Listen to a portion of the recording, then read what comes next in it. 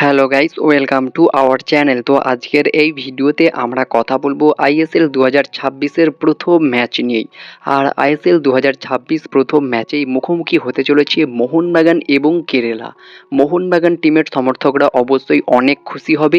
দীর্ঘ বিরতির পর দীর্ঘদিন অপেক্ষার অবসান ঘটিয়ে ফাইনালি মাঠে বল গড়াতে চলেছে মোহনবাগান প্রথম ম্যাচেই খেলতে চলেছে। এটাই একটা বড় পাওনা মোহনবাগান সমর্থকদের। তো সেই ম্যাচটা নিয়ে কথা বলবো। এই ম্যাচে কেমন দল নামাতে পারে মোহনবাগানের কারেন্ট সিচুয়েশন, টিমে কি কি পরিবর্তন হতে পারে, সব কিছু বিস্তারিত আলোচনা করব। একটা ডিটেল ভিডিও হবে। তো অবশ্যই ভিডিওটা শেষ পর্যন্ত দেখতে থাকো। আর আমাদের এই চ্যানেলে যারা প্রথমবার এসেছো তারা অবশ্যই সাবস্ক্রাইব করে পাশের বেল আইকনটিতে অল প্রেস করে দিও। তো চলো শুরু করা যাক। প্রথমেই আমরা কথা বলে নেব Mohun Bagan versus Kerala Blasters FC. ম্যাচটি কবে কোথায় অনুষ্ঠিত হতে চলেছে? তো এই ম্যাচটি অনুষ্ঠিত হতে চলেছে 14ই ফেব্রুয়ারি শনিবার বিকেল 5টা থেকে জৌহরতি ক্রীড়াঙ্গন স্টেডিয়ামে এই ম্যাচটি অনুষ্ঠিত হতে চলেছে। আর যেমনটা তোমাদেরকে আগেই জানিয়েছিলাম, এই ম্যাচটি লাইভ দেখানো হবে অনলি অন ফ্যানকোড অ্যাপে। শোনা যাচ্ছে টিভি চ্যানেল সনি স্পোর্টস নেটওয়ার্কেও এটা ফ্রিতে লাইভ দেখানো হতে পারে। তবে ফ্যানকোড অ্যাপে অবশ্যই রিচার্জ করতে হবে। পুরো আইএসএল সিজন পাস নিতে গেলে 299 টাকা রিচার্জ করতে হবে এবং অনলি ওয়ান একটা ম্যাচের জন্য 9 টাকা রিচার্জ করতে হবে। তবে তোমরা চাইলে একদম ফ্রিতেও দেখতে পারো। আমার সেকেন্ড চ্যানেলটা অবশ্যই তোমরা সাবস্ক্রাইব করে দিও। সেখানে আমরা একটা অ্যাপের লিঙ্ক দিয়ে দেবো। সেখান থেকে তোমরা সেই অ্যাপটা ইনস্টল করলে প্রত্যেক ম্যাচ একদম ফ্রিতে দেখতে পারবে। তো অবশ্যই সেই চ্যানেলটা গিয়ে সাবস্ক্রাইব করে দাও। এবং এই ম্যাচের 24 ঘন্টা আগে অবশ্যই আমি সেই অ্যাপের লিঙ্ক তোমাদেরকে দিয়ে দেবো। তো অবশ্যই তোমরা সেই চ্যানেলটাকে সাবস্ক্রাইব করে রাখো। তো যদি আমরা কথা বলি এই ম্যাচে কোন টিম জিততে পারে, তো তুলনামূলকভাবে বলতে গেলে দুটো দলই কিন্তু সমানে সমানে লড়াই করবে। অবশ্যই সবাই ভেবেছিল কেরালা দলটা একটু হলেও কম শক্তিশালী হবে, কারণ তাদের বিদেশিদেরকে ছেড়ে দিচ্ছে। তবে বর্তমানে তারা কিন্তু তাদের বিদেশি কোটা প্রায় কমপ্লিট করে ফেলেছে। একে একে তারা প্রায় 5জন বিদেশিকে সই করিয়ে ফেলেছে আইএসএল এর আগেই। খুবই দুর্দান্ত একটা কুইকভাবে কিন্তু তাদের দলটাকে গঠন করে নিয়েছে তাদের নতুন কোচ। বেশ কিছু নামি দামি বিদেশিদেরকে ছেড়ে দিয়ে সেই অল্প বাজেটের মধ্যে একটা ভালো রকম ফরেন স্কোয়াড কিন্তু গঠন করেছে কেরালা দল। তো বলতে গেলে একটা ভালো রকম ফাইট কিন্তু দিতে পারবে কেরালা দল এই মরশুমে। আর যদি আমরা দুটো টিমের হেড টু হেড রেকর্ড নিয়ে কথা বলি, লাস্ট 5বারে কেরালা দল জিতেছে মাত্র একবার, বাকি 4বার কিন্তু মোহনবাগানই জিতেছে। তো overall head to head record থেকেও কিন্তু মোহনবাগানই এগিয়ে রয়েছে।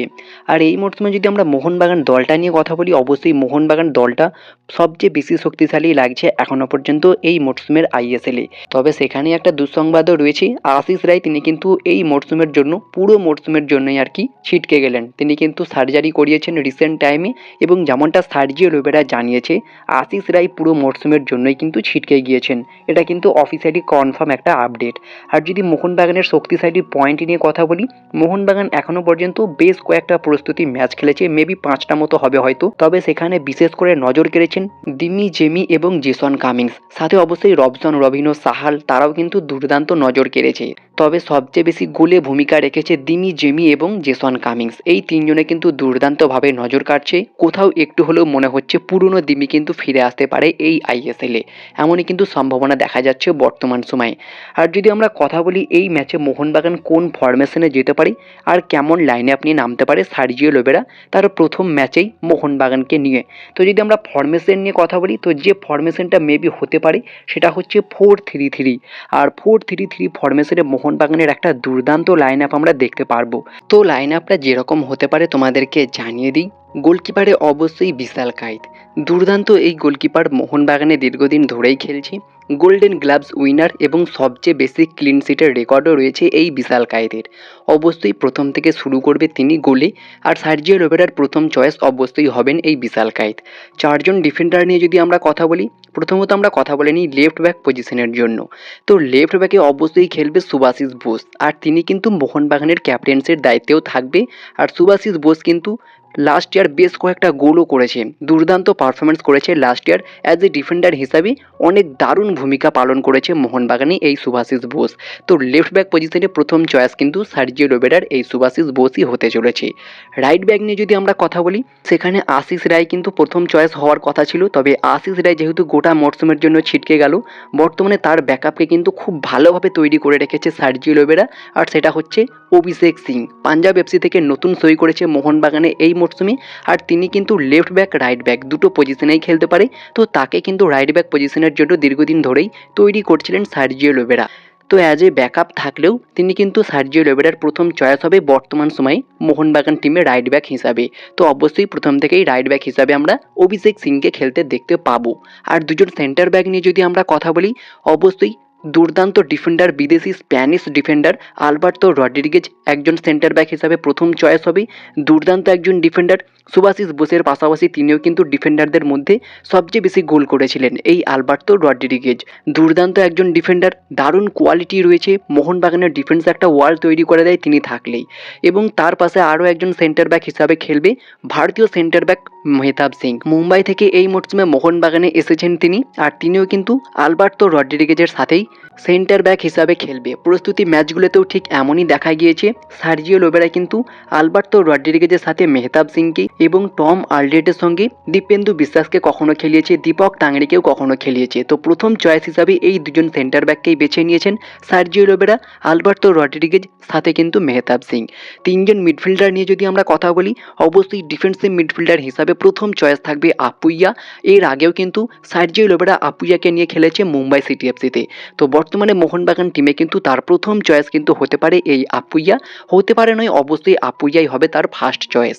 আর একজন সেন্ট্রাল মিডফিল্ডার নিয়ে যদি কথা বলি, সেখানে কিন্তু দুটো ভালো অপশন থাকছে, একটা সাহাল এবং আর একটা হচ্ছে অনিরুদ্ধ থাপা। তবে প্রথম থেকে সাহালকে খেলালে অনেক বেটার হবে, কারণ সাহালের সঙ্গে জেমি ম্যাকলারেন বা জেসন কামিংস বা দিমি, তাদের সঙ্গে একটা ভালো কম্বিনেশন, একটা ভালো বোঝাপড়া রয়েছে।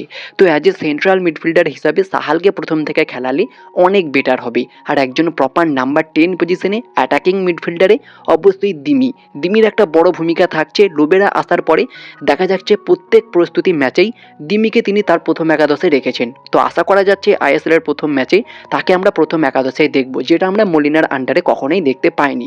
তো সেখানে অবশ্যই দিমি কিন্তু প্রথম ম্যাচেই as a number 10 attacking midfielder হিসাবে খেলবে।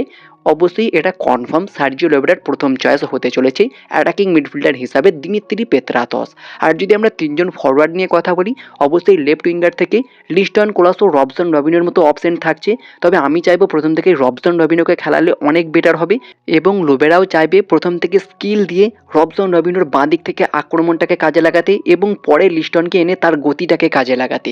তো সেই জায়গায় লেফট উইঙ্গার পজিশনে প্রথম থেকে অবশ্যই রবসন রবিনো, আর রাইট উইঙ্গার পজিশনে কখনো লিস্টন কখনো মানবীর, দুজনকেই কিন্তু খেলিয়েছে সার্জিও লোবেরা।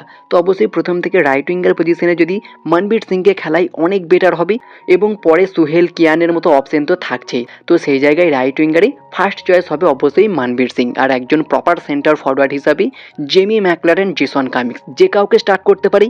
দুজনেরই কারেন্ট ফর্ম অনেক ভালো, যেটা আমরা প্রস্তুতি ম্যাচগুলোতে দেখেছি। যদিও সেই টিমগুলো খুব একটা শক্তিশালী ছিল না, তবে দুজনেই কিন্তু গোলে রয়েছে, যে কাউকে স্টার্ট করালে বেটার হবে। তবে আশা করা যাচ্ছে প্রথম থেকে জেমি ম্যাকলারেনকে স্টার্ট করাবে, পরে জেসন কামিংস আসতে পারে। তো ঠিক এরকমই একটা লাইন আপ কিন্তু আমরা দেখতে পারি মোহনবাগানের প্রথম ম্যাচেই সার্জিও লোবেরা কিন্তু নামাতে পারে এরকমটাই। তো লাইন আপটা যেরকম হলো তোমাদেরকে আরও একবার বলে দিই। গোলকিপারে বিশাল কায়েত, 4 জন ডিফেন্সে, লেফট ব্যাকে ক্যাপ্টেন সুভাশিস বোস, রাইট ব্যাকে অভিষেক সিং, 2 জন সেন্টার ব্যাকে আলবার্তো রড্রিগেজ সাথে মেহতাব সিং, 3 জন মিডফিল্ডারে আপুইয়া, সাহাল এবং দিমিত্রি পেত্রাতস, আর 3 জন ফরওয়ার্ডে লেফট উইঙ্গে রবসন রবিনো, রাইট উইঙ্গে মনবীর সিং, প্রপার সেন্টার ফরওয়ার্ডে জেমি ম্যাকলারেন। ঠিক এমনই একটা লাইন আপ আমরা প্রথম ম্যাচে দেখতে পারি মোহনবাগানের। তো তোমাদের মতে কোন ফরমেশনে যেতে পারে আর কেমন লাইন আপ নিয়ে নামতে পারে অবশ্যই কমেন্টে জানিও। আর এই ম্যাচটা কোন টিম জিততে পারে, এই ম্যাচের স্কোর লাইন কি হতে পারে, সেটা অবশ্যই প্রেডিক্ট করো কমেন্ট বক্সে। তো ভিডিওটা ভালো লাগলে লাইক শেয়ার কমেন্ট করতে একদমই ভুলো না। আর এই চ্যানেলে যারা প্রথমবার এসেছো তারা অবশ্যই সাবস্ক্রাইব করে পাশের বেল আইকনটি ক্লিক করে দিও। তো দেখা হচ্ছে নেক্সট কোনো ভিডিওতে। Bye bye, have a good day.